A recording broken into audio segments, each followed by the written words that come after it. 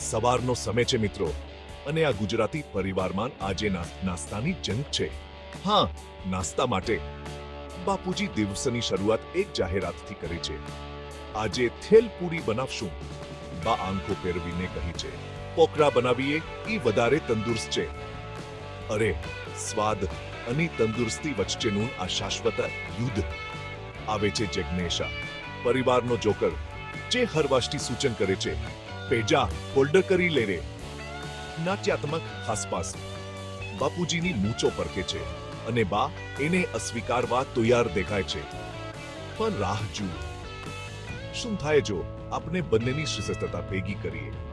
થેલ પૂરી પેડા અથવા ચોકરા ટેકોસની કલ્પના કરો.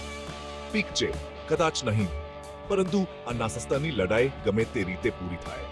એક વાત નક્કી છે, આ પરિવારનો ખોરાક પ્રત્યેનો પ્રેમ એમની થેલ પૂરી જેવો તીખો અને એમના ટોકરા જેવો નરમ છે. તો તમારા પારે નાસ્તામાં શું બને છે? અમને કોમેન્ટમાં જણાવો.